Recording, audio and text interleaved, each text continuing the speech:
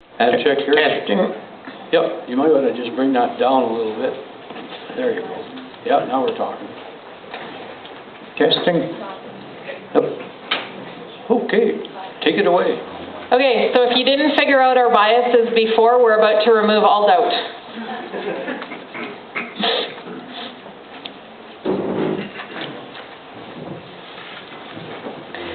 So, purchasing queens. The advantages of purchasing queens. They're available early in the spring. So when you've got, your hives are coming out of winter, queens are available. They're less work, they are less money. The disadvantage, they're not locally adapted. So our hives, when we were first starting to overwinter, particularly California stock, they were hungry in the spring. They had the tendency to starve. He expected 1 out of 3. That was what they expected to die from starvation. As we've bred over 20, 25 years, now we don't expect that. Like running out there to feed them early on is not the case. Those ones died and we bred off of the ones that didn't. You've got no control over other traits. So, in terms of defensiveness, in terms of disease management, if you're not breeding, and you're just purchasing, you don't have any control over that. Semen viability. It's documented that queens that are being transported, temperature fluctuations can affect semen viability. When I worked in New Zealand, I was packing packages for people that I knew back in Saskatchewan before I came home.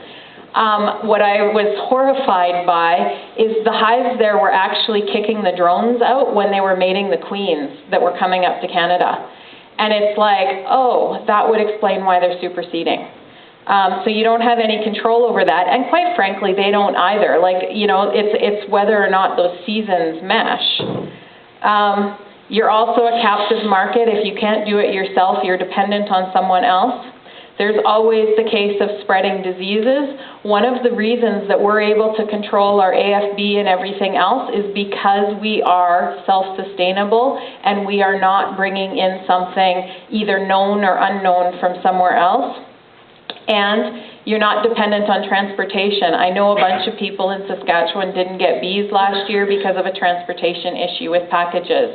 So that's, in terms of purchasing queens, we're really not going to cover that very much more because we don't have a lot of use for it. It's a quick pinch, and that's, in a pinch, if you've got nothing else, I would go with it, but otherwise, it's, yeah. And quite frankly, if we're going to bring in packages, because we had a bad winter or something like that, I kid you not, as soon as we have our own queens, we will pinch those queens. We will not overwinter a queen that's come in. Try to overwinter. Sorry, we will not try to overwinter. We will pinch them before they get to the winter.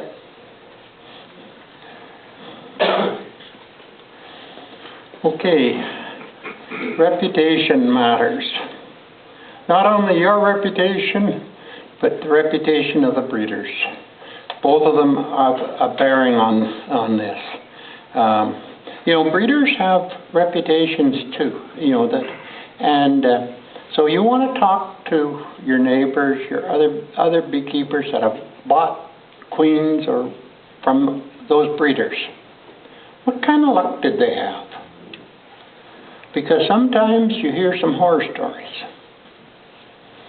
But don't be a pain in the butt for the breeder either, because customers can get blacklisted as well. What is the advantage of the different breeds, so-called breeds of bees? It's far more important where were they raised and how were they raised, not what their supposed stock was. Were they Italian, supposedly Italian, Carniolan, Russian, Australian, you name it. Where did they come from? Who was raising them, and where? How?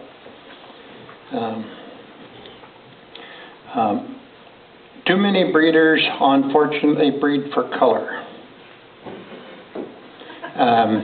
Just like the difference between a steak that comes from a red cow as opposed to a steak that comes from a black cow? Once the skin's off, you don't know. It's the same with bees.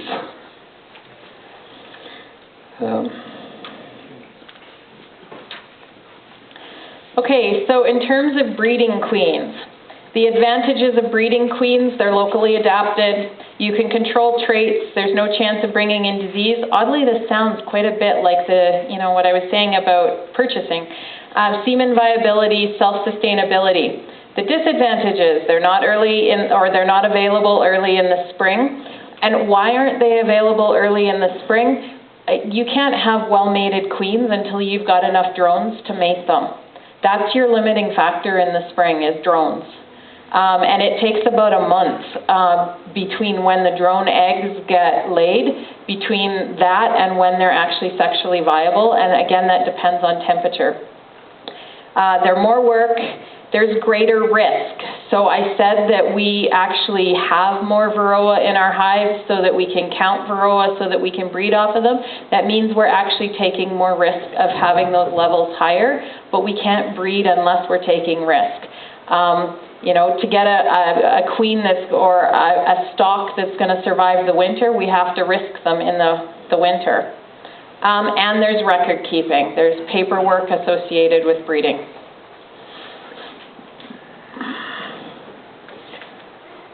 Okay, breeding is a long game. There's breeding queens and there's reproducing queens. Breeding queens is you start with a well delineated goal. What is your goal? What are you after? You don't have one goal this year and next year you are working on a different goal. You've got to have your goal, and that's where you're aiming.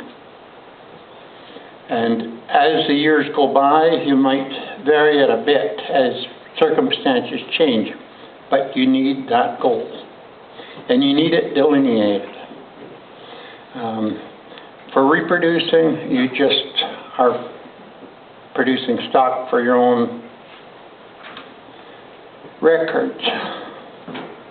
You cannot do a good job of breeding without record keeping. As Karen said, there's paperwork. One way or another. You can do it electronically, you can do it manually, however you do it, but you've got to do it. If you're just reproducing, record keeping is not too important. Graphs with the rock works if you're just reproducing. Your selection, you got to select based on what your goals are. If you're after varroa bee queens that can tolerate and not reproduce varroa, that's what you got to select for. When without the records, you don't know what you've got. If you're just reproducing queens, it's a gut feeling. This hive looks strong, we'll breed from it. Whether or not it's strong for a different reason. Drones, the same rules apply to drone mothers as to queen mothers. They've got to have the same reason, are they resistant to varroa? Or do you have the records? Again, if you're reproducing, whatever is available. You don't have to worry about drone mothers. There's always enough drones in somebody's hive, if you're close enough. The follow-up. Are you really doing anything? Records again. Always records. There's no way to get away with it without records. And if you're just reproducing, you don't need those extra records. It's like going to your high school yearbook and seeing who is, voted for being most likely to do this or do that. Doesn't necessarily work out. you've got to have the records, what they did afterwards. And there is no such thing as a super bee for everywhere. First off, there's your own management. Secondly, there's your microclimates. And God knows we're getting more and more of them. But so if you want the super bee for yourself, you know who's responsible for producing. When you point your finger at somebody, look at where the other three are pointing.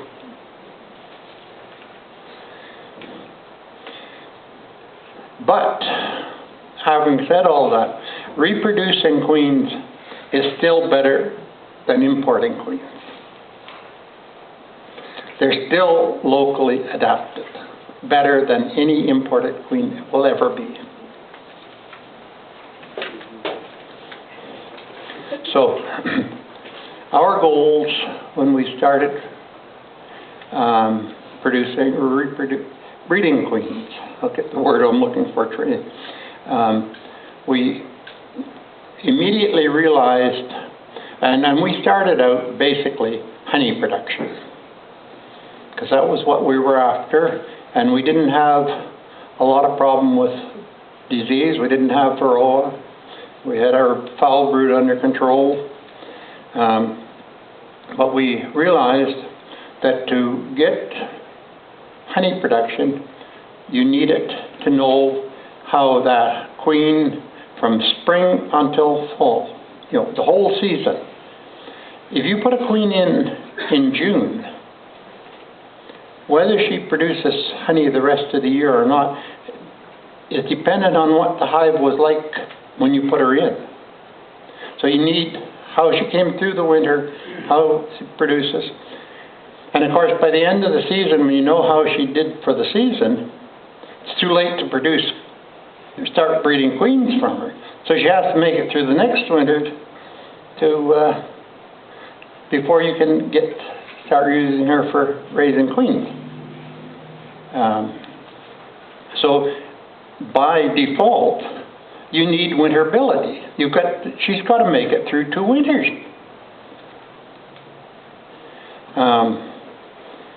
You want, because you're wanting honey production, you've got to have a queen that the hive builds up in the spring when it's supposed to. If it takes them till end of July to build up, you're not going to produce much honey off of them. They're spending all their time building up. And personally, I do not like a defensive bee. We just, when we started out breeding, we did not want defensive bees because we like to work without protective gear as much as possible. I like to tell people I wear a veil if necessary, but I don't necessarily wear a veil. So if they were too defensive, they got pinched. And we never really looked at hygienic. Then that was not something that was really being talked about. Oh, we also didn't want, if that queen swarmed midway through the season that we're trying to evaluate her, we didn't have her anymore, so. And to be fair, we did consider hygienic, but there's only so many traits you can work on at a time, and so it's not something right now that we're working on. This one, those people are not beekeepers. They were just visitors. They're friends, but they First time with bees. That's the temperament that we want. There's a myth out there, it's widely believed actually, that you've got to have a hot bee to get honey production. Well, there's a word for that, BS. Because Karen, well, This is total kgs, this is the yard average, this is all in total kgs. So the top hive was 282, the yard average is 145.6 kgs per hive. So we don't think we're compromising productivity for temperament.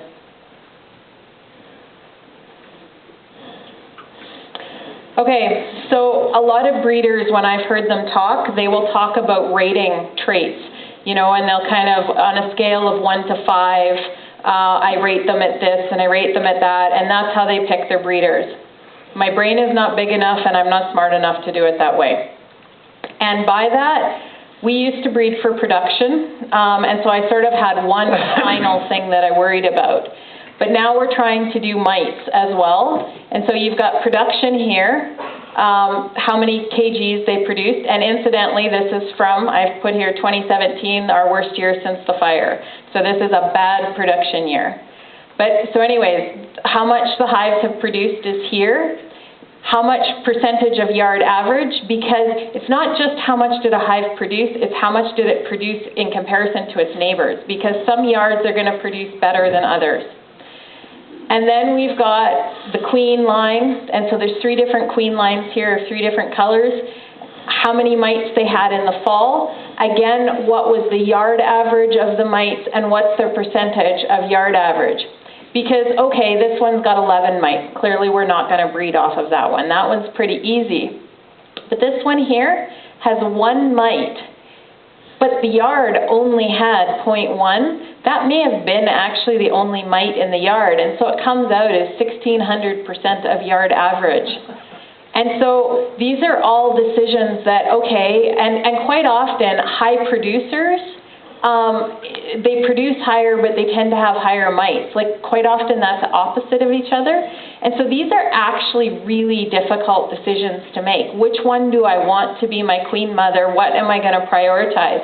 If I had 5 different traits that I had to prioritize, my brain, I can't do it. My brain's not big enough.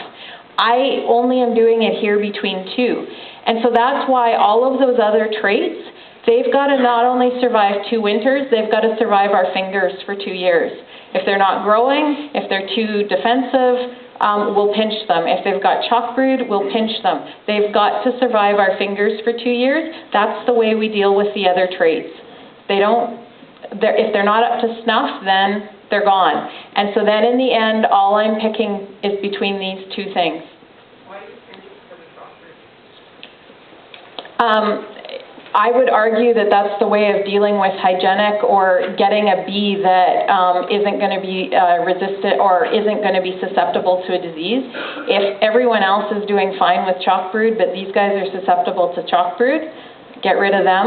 And like feeling to thrive, where the other ones have chalk brood, but they're thriving in the other things. Yeah, and like we're also getting rid of those combs, because you don't want to take combs of chalk brood and stick them in a hive and then blame it on the queen. But we're finding that it's both. And so get rid of the queen and get rid of the combs and deal with it that way. The other thing about chalk brood is when you've got a 30-year brood dying from chalk brood, your hive is just not thriving. It's going like this while the others are going like this. Yeah. And if you want to look at these, like I just do this in an Excel spreadsheet. That's all I've been able to do with my records. I've got some of them up on the website where you can kind of look at what we're doing, but that's what our breeding, sort of our final breeding records. Yeah, you know, drones matter. There's really 2 places that drones matter. In the first place, and I mentioned it this morning, the ratio between mites raised, mature mites raised from drone brood as opposed to worker brood is 3 to 1. So drone brood is varroa factories. You know, and if you start doing the numbers, from worker brood the mite count is going like this, from drone brood it's going like this. The other place where the drones matter is enough drones to mate with the queens. And between 6 and 40 is what they say a virgin mates with. So, And those figures change.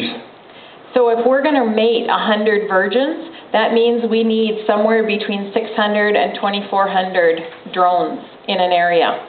And there actually should be more than that because you want more drones than what they will actually mate with. And so I said temperature can be the limiting factor in the spring. The drone eggs have to be laid about a month before you start raising queens, and so that their sexual maturity needs to be ready once you start raising queens. Cool temperatures can delay sexual maturity of drones.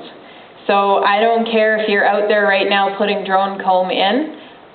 If the temperatures don't go up, you're still not going to have sexually viable drones. And so we used to sell queens at the beginning of July, and people always got mad at us, like, why don't you sell them earlier? Because I can't guarantee that I'm going to have sexually mature drones earlier than that. For sure, I know winter's going to end by the end of April, but I can't guarantee you any earlier than that.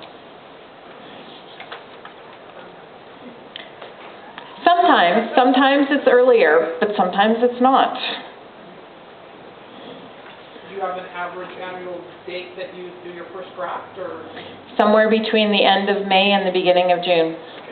Then that could range 3 weeks. The end of May to beginning of June is only one. No, but it could be the last week in May to the first week in June, second week in June. There's... Yeah, okay. This is not unusual between Karen and I. We try and keep each other on track. Thank you. Best queens are raised in swarming conditions. And that basically means lots of nectar, lots of pollen, lots of young bees, warm weather, because the bees are not going to try swarming when they don't think that swarm has got a chance of establishing itself. These are our bees. This is our cell builder hives.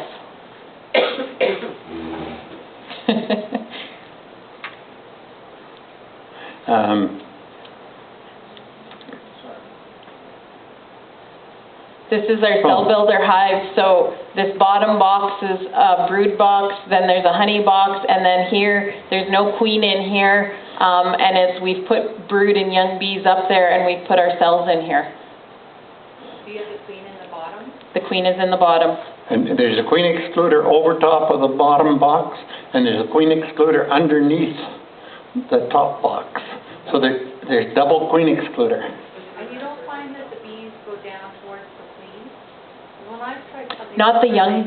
The young bees seem to go back down. Like, we move cap brood up here. So there's combs of cap brood up here. And they'll stay up there. And we put combs of pollen, combs of cap brood up there. And they'll stay up there with that brood. And they'll raise those cells. Okay. So this is a visual that is actually going to keep popping up. I've put it in here several times so that you'll know. But basically, the queen lays eggs. They're in here. Then they go into a swarm box. Then they go into the cell builder. And then the green is in the mating nuke. From the time the queen lays an egg until a queen is most likely laying eggs from that is almost a month long. So if you think you're going to raise your own queens or you're going to let a hive requeen itself, always take into account that you're looking at basically a month to accomplish that. And if it doesn't work, then you're kind of hooped, right? Because there's no brood left in that hive. There's nothing going on there.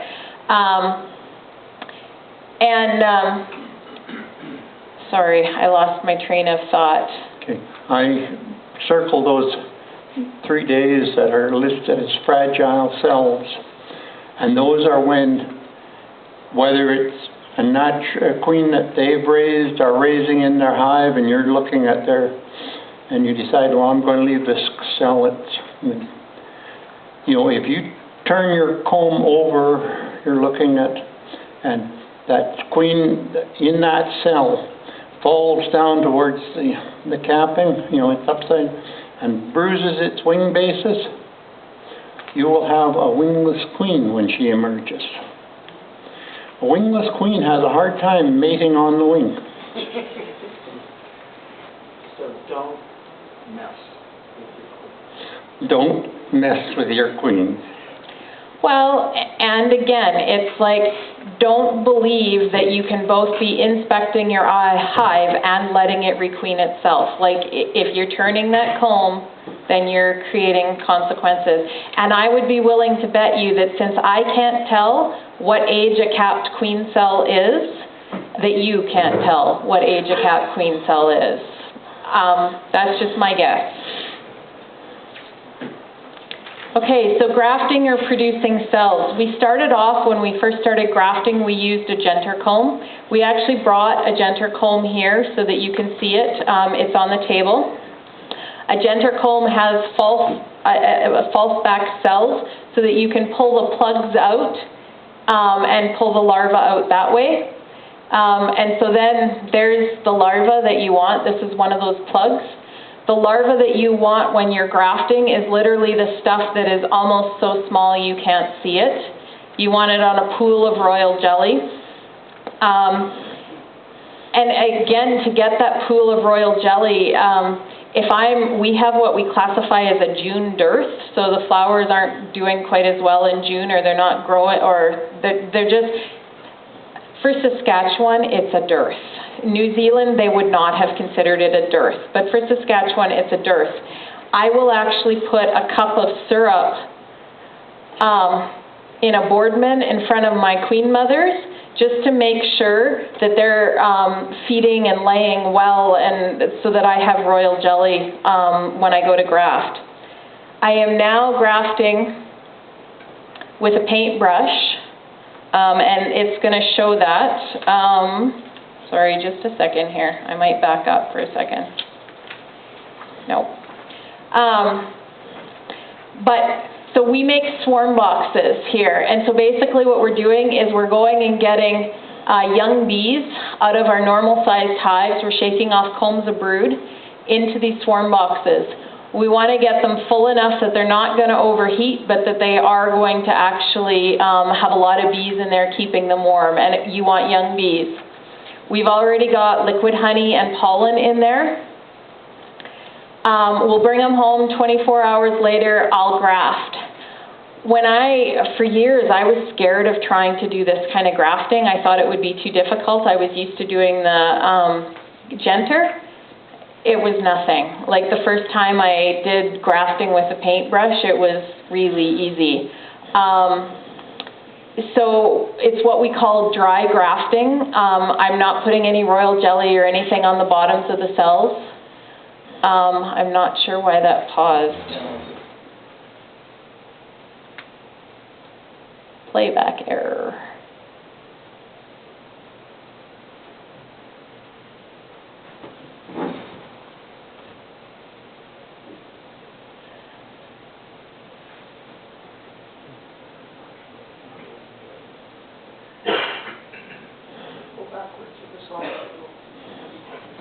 Here, I'll do this.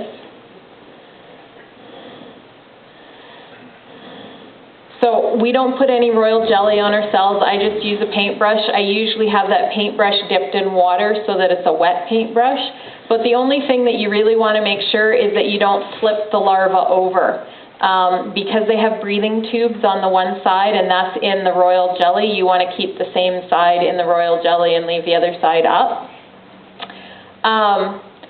And I would say to you, in terms of, like, if you're scared of grafting and, oh, your grafting doesn't work, if I graft directly into the cell builders, I do not get as good a success rate ever as if I graft into those swarm boxes. Those swarm boxes are what makes a difference. And those swarm boxes, I told you that we had written or done some research about pollen contamination. We had been breeding queens for years, and all of a sudden I couldn't get my batches to, like, they were just dying. I was, I was lucky if I was getting 7%. And we called out the provincial apiarist. Apparently it doesn't like to go past that spot. we called out the provincial apiarist. He said, you're doing everything right. He said, have you considered contamination issues? Well, when we started looking at it, it turns out that it was in the swarm boxes that those cells were dying. And we've actually figured out, depending on what kind of pollen we put in there, made the difference. And so we've actually got 2 combs of pollen sitting in a research facility in cold storage, because one's a smoking gun that killed cells and one did not. And so we're hoping someone might actually be able to figure that one out. But anyway, so grafting, swarm boxes are, like for us, that is the key to our success. Young bees, honey, nectar in there, no queen, and so they'll start those cells.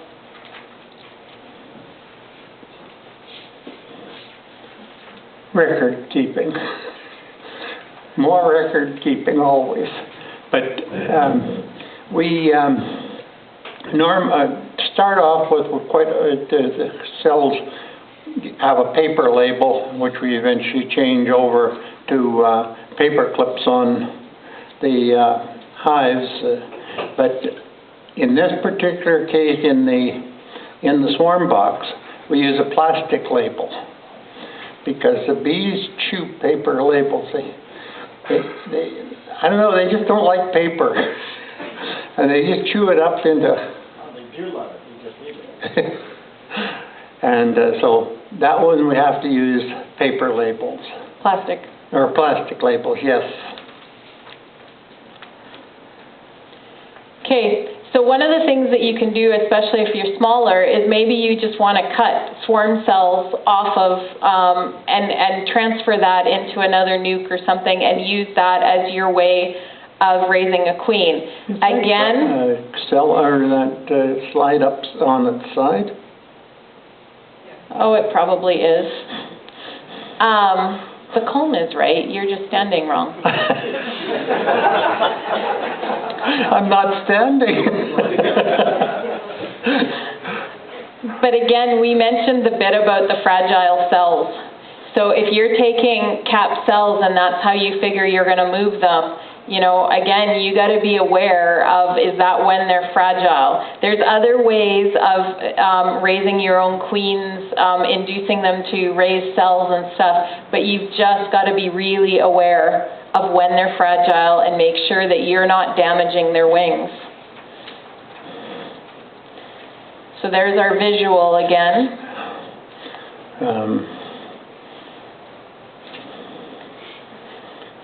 So this is for the cell builders.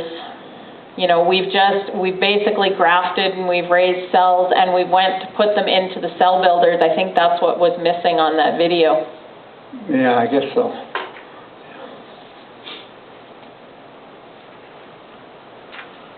Oh, and we talked about the fragile cells. Yeah.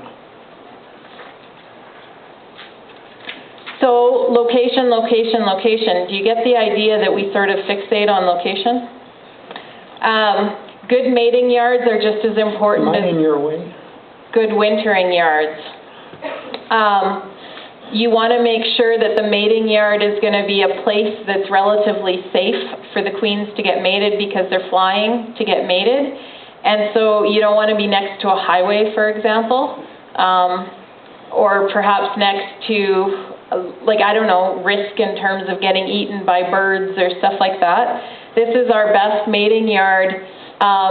This is actually facing north, and so the sun comes across here in the early morning, reflects off of these trees, and this yard is really warm early in the morning. By afternoon it will be shaded, but consistently we get the quickest mated queens here and the best mated queens in this yard. We've got other yards that are more subject to wind. Again, you lose more queens. So if you're going to be raising queens, pay attention to your mating site. And all of ours are up on pallets here. If you've got them down on the ground and you, for example, don't get around to mowing the grass, it's harder for the queen to find the colony again. And so you might lose more that way. Or ants are another issue. We've actually, you can see these little red bands. We're actually putting stuff tanglefoot around here so that the ants can't get up into the mating nukes, because the mating nukes are weaker colonies, and the ants can be a problem. So now we're going to move into, on the idea of moving the cells from the cell builder into the baby nukes, into the mating nukes. So that's day 14. And we do it on day 14 because while the cells hatch on day 16, that's the average. But you've heard about the guy who drowned crossing the stream 2 feet deep. That averaged 2 feet deep. Some of those cells will hatch early. They'll hatch on the 15th day. And there is nothing more frustrating than going into the cell builder to get the cells, and they're all chewed out because there's a rogue virgin in there.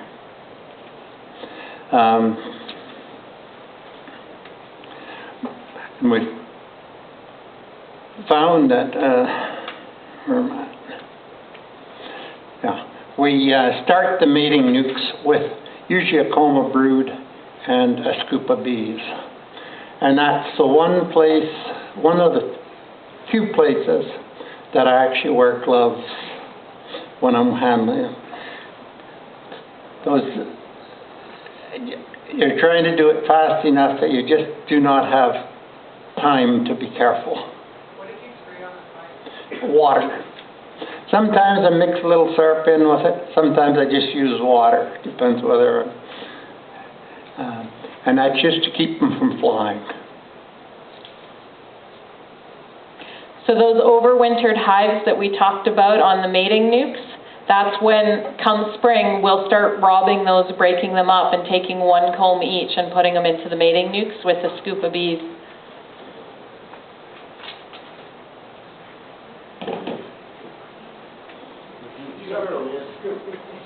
Literally a scoop. Is there brood in those meetings? A lot of them, yeah. I would say in those they do have brood. Like, we've started these probably with one comb of brood right in the middle and a scoop of bees. As the season progresses, before we put cells out, we will go out and equalize all the units that we're putting cells into, because if the units get too crowded, you'll stop getting queens mated. They'll get confused. And so we're constantly, like, there's 2 combs of foundation in there. So that would have been a little bit later on that we've reduced them, taken some honey out, and left them foundation. We want to have them about 2 or 3 combs of bees. That's ideal.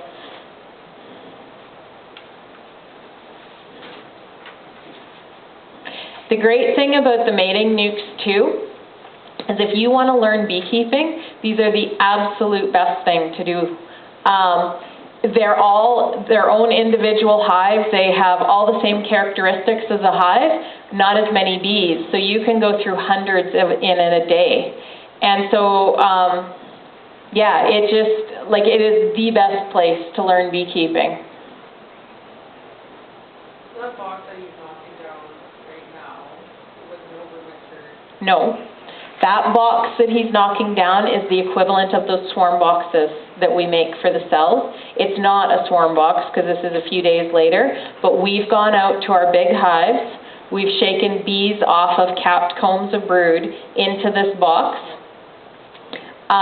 We've stored them, like we would have done that the day before. We would have put them into the warehouse where it's cool, and then this morning we're just using it, like it's the equivalent of packages, except we've taken them off of our own. The 1 day probably Yeah. And then the other thing that we'll do is usually we close those doors as well. So that, and then we'll go and open those doors either late that night or early the next morning, because you don't want a whole bunch of confused bees that are drifting and whatever as well.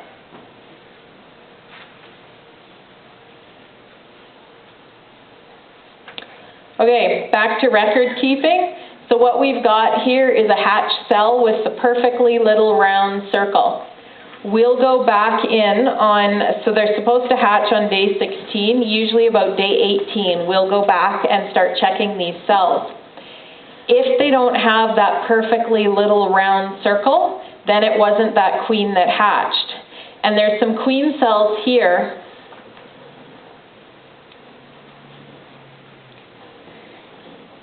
You know, if they're chewed out on the side like that and they didn't hatch, well, then that's not the queen that's in there. And your paper label is totally useless if it wasn't that queen that hatched. And so we're actually tracking that. So if there's a rogue virgin in there or something like that, then you've got to find that. And that's part of, you know, again, it's the piece of record keeping. If you're not, the guy, again, the guy I was working for in New Zealand, he didn't go back to check this.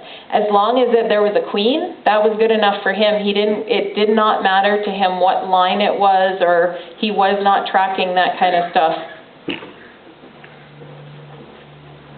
And some of these cells that are here, the bees can be tricky, and they'll cut that little circle, but they won't actually get rid of the circle, and it'll almost be like a trap door that closes again, and so you'll look at the cell and you'll think, ooh, this one didn't hatch, and then it's like, oh, no, it did, but they just closed it again.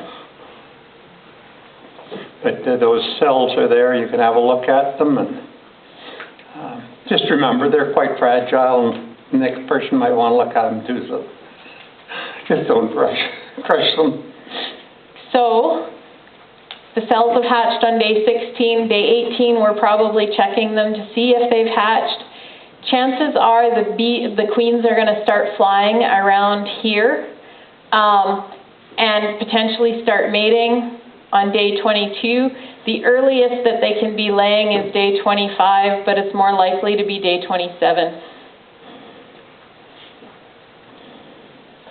How dependent on weather is that? Very dependent on weather.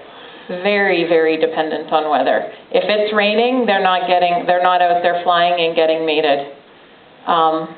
That is totally dependent on weather. There's a sample of what the queen is really laying there. She's, you know, filling every cell and. Is it my eyes, but I see it looks like two eggs in one cell? That could be. It's possible. This picture is taken, this is actually a genter comb. So all of these dark ones are plugs in the back. And so this queen got locked into this area. And so chances are she was laying more than she had space.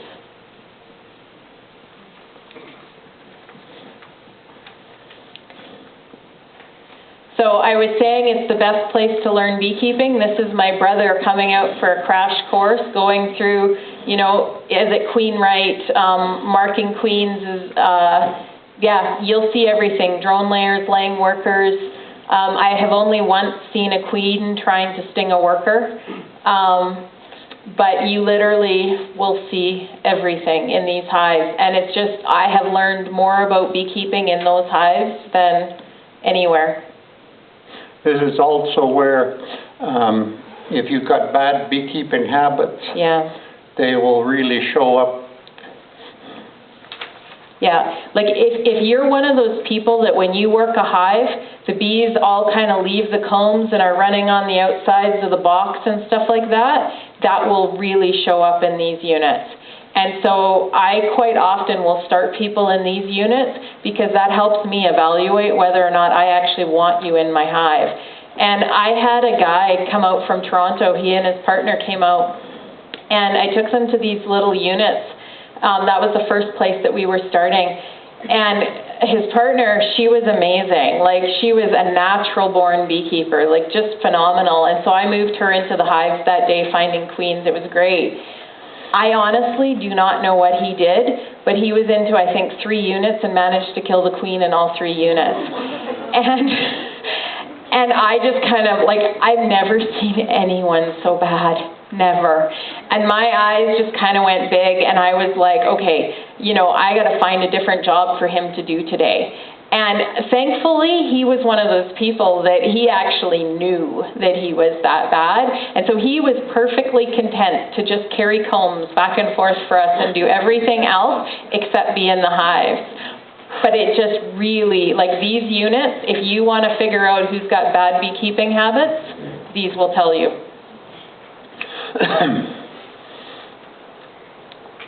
Okay, so this is marking and catching a queen. So we go out and somewhere after that day 27, depending on the weather, and we start looking for those eggs. And we're not waiting for capped brood. We're looking for eggs because if a queen has been mated, they will start laying early. If a queen hasn't been mated, she won't start laying right away. And so we actually know just by the timing that that's a mated queen. And so we can mark those queens based on just eggs. When we've gone through and maybe about 95% of those queens are laying and marked, and there's a few that are just kind of, they don't seem to be laying, or we've checked them a couple of times, they're still not laying, we'll actually pinch those because there's something wrong there and I can't be bothered to wait and figure out what it is. I don't want them to become a drone layer. So that's what we're doing. One of the things that they have figured out is, as a breeder, if you're going to ship queens, if you're going to sell them, you should at least be waiting for those queens to have almost capped brood.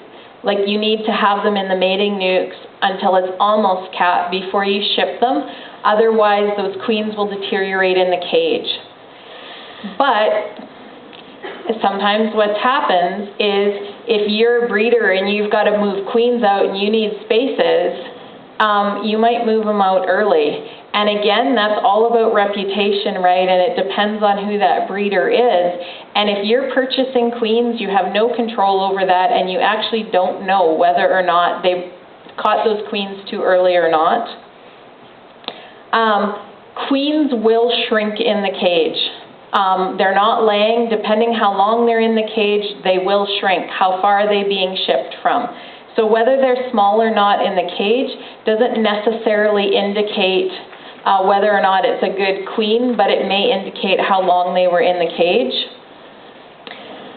Temperature can affect them during transit.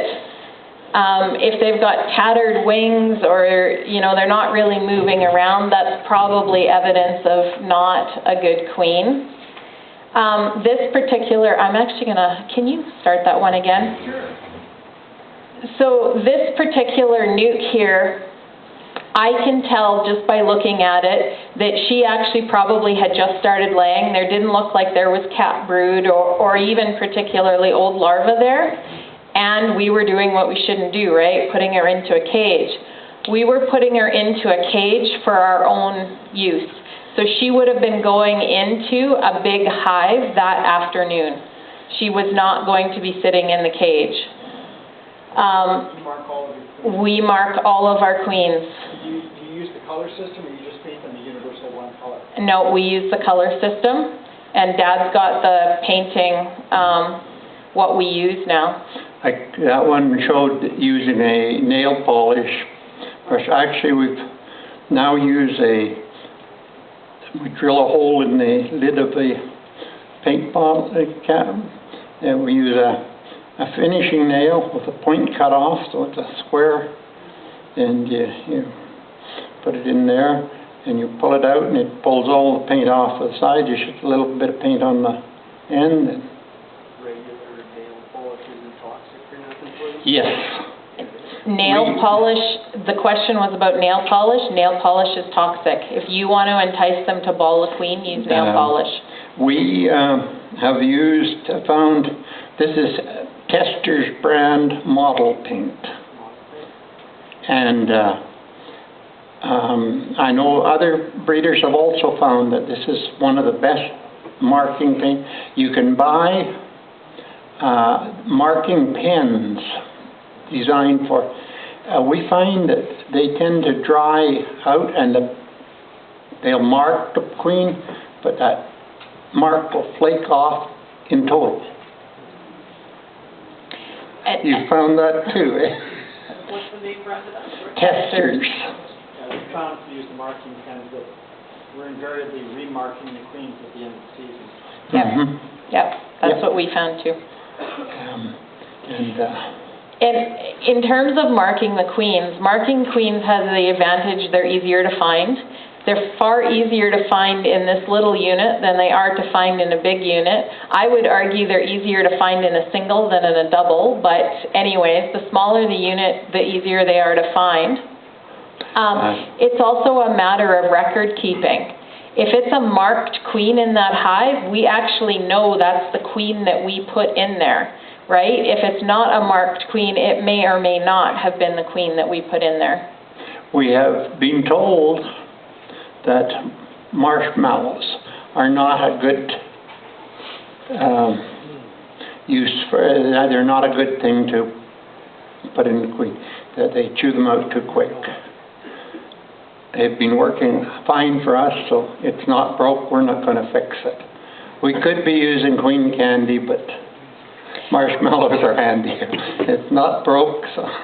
The other thing I was just going to point out, this is a JZ, BZ queen cage, and a lot of shippers use these. There's a way to put them into the hive, and there's a way not to. You do not put them in so the thing is down. If a bee dies and drops down there, there's no way they'll let that queen out. But if you, because they'll come with attendant bees in there. But if you turn them in this way, you can just put these between the combs and squeeze the combs together. So they put them in this way. If a bee dies, it drops down here, and the other bees from outside can chew her way in. So this is the other thing, attendant bees. You'll notice we only put that queen alone in that cage together. We didn't put her with any attendants. Again, she was going to be in a hive that afternoon. Queens will come with attendants that look after them while they're in transit. If you want to introduce a queen, they will successfully or more successfully introduce if they don't have attendants with them. However, this is where risk management comes into play, because are you going to do her more damage trying to get the attendants out of that cage and you don't know how to, sort of catch the queen or handle her, or is she going to have more risk by, leaving the attendants in that cage and just putting it into the hive? In most cases, for beginner beekeepers, I would recommend just leave the attendants in and put the queen in the hive. But that is, it's just one of those pieces. If I was going to get queens, I would probably take the attendants out. But I mean, I'm pretty dexterous when it comes to handling queens. And if I was going to do it, I would make sure my hands were under netting so that the queen can't fly away. Like, at least if you're going to let those attendants out, do it in a contained place that you still have the ability to go and catch the queen if she moves.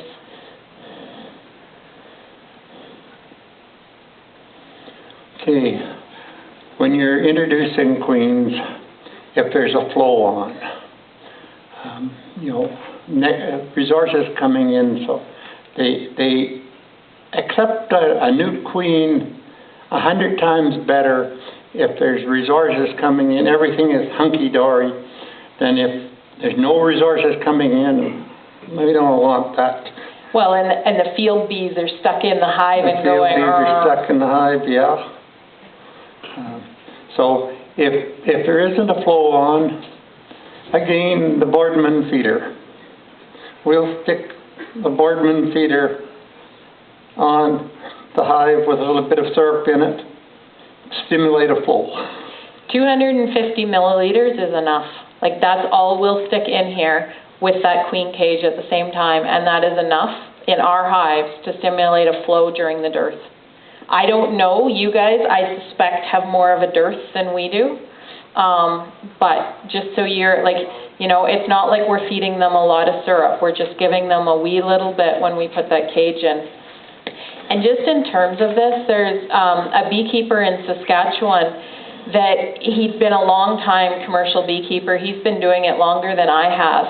And he made some comments on social media one day about the fact that, you know, his queens that he introduced in, I don't know, it was when the Caraganas were blooming, that they had introduced really well, but the queens he'd introduced the week later when the Caraganas weren't blooming hadn't introduced well, and so he thought it was a problem of the breeder. And I was just like, I literally was looking at this and I'm like, he's been doing this longer than I have, and he didn't figure out that what the difference was is the Caraganas were blooming and now we're in a dearth.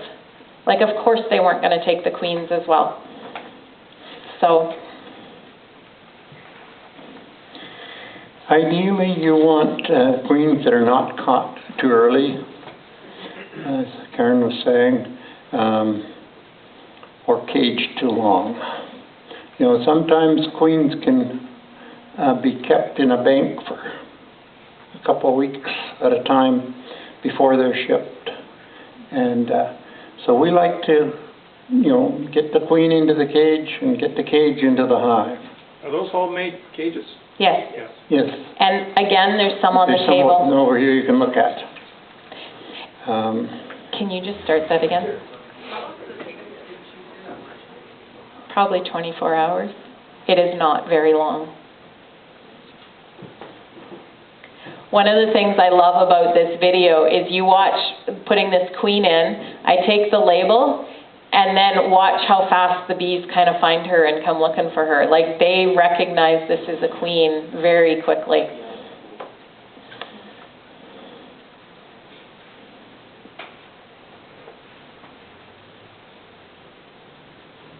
You know, there you go. How do you know when they'll accept the queen? Do you do the sort of the white test? We're getting to what, in terms of us putting queens in. We've got a few slides that...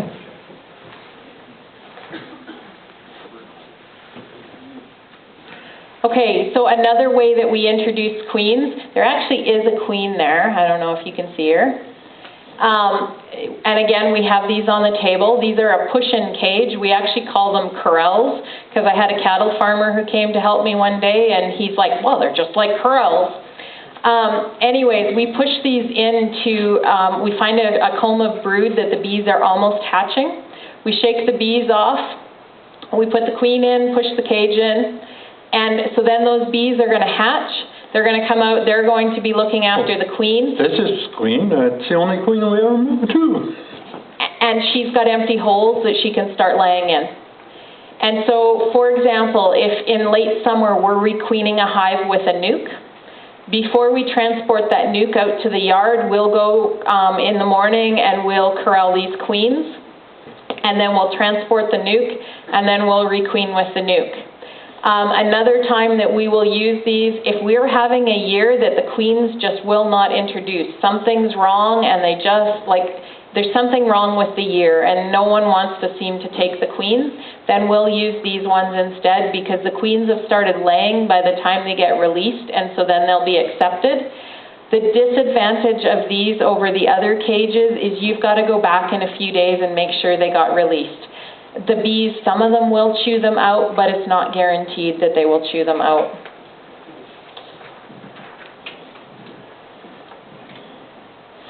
We also will sometimes introduce queens into Fiveframe nukes from the mating nukes. And we